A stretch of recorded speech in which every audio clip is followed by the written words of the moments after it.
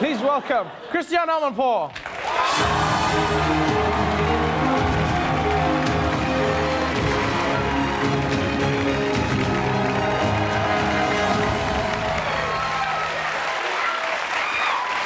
Welcome back to the show. Thank you. It's always good to have you here. I'm going to unbutton like you. Oh, this is. Oh, you can do whatever. You always look stylish. Popping in from the UK, here for a little bit.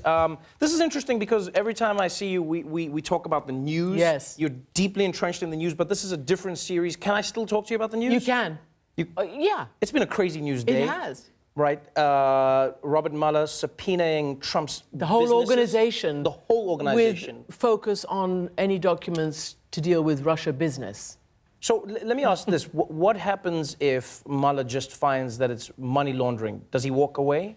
I don't know. I don't think so. Everybody's saying follow the money. Follow the money. Yeah. Except Trump. He's like, don't follow the money.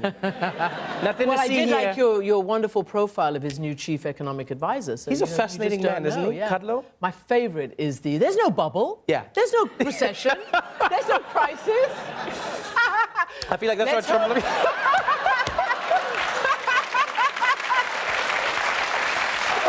Let's hope he's not the new North Korean negotiator. Oh, man, there's no nukes, Yeah. there's nothing. Let's talk about the series, because this is different, Yes. and this is Yes. interesting. I feel like this is you doing a passion project, It stepping is. out of the news Yeah. and going, I want to focus on sex and love.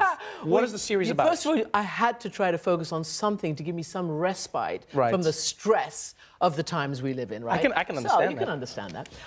And I just was really fortunate to have come up with this idea, to have basically persuaded and had this wonderful conversation with Anthony Bourdain of Parts Unknown. Right. You know him very well, he's on CNN.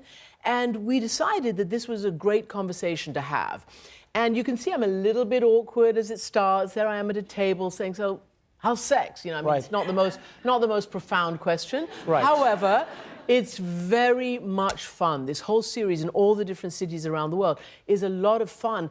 And importantly, again, relative to one of your previous segments just now, these women are not shafted, so to speak. Right. These women are not victims. These are the women who I found around the world in all these cities, even with restrictive norms around women, their lives, their sexuality, who are actually trying to change the dynamic and want to take their own happiness into their hands and don't want to live their mother's lives where everything was arranged, marriage was arranged. Right. You know, they had to do everything according to the family or according to the man. And that is something that makes the series different, Yeah. is that it really is a celebration of women controlling their sexuality within their different parameters around the world. And it's interesting to see the dynamic, because you go to different cities, Yes. you speak to different women. One thing that really fascinated me was when you spoke about going to a war zone. Yep. Going to a war zone and speaking to wives and lovers and saying, how do you maintain your love and your sex in the midst of a war? Because you don't think of that. Like I know. We see something happening in Syria, we forget that somebody's smashing. Exactly.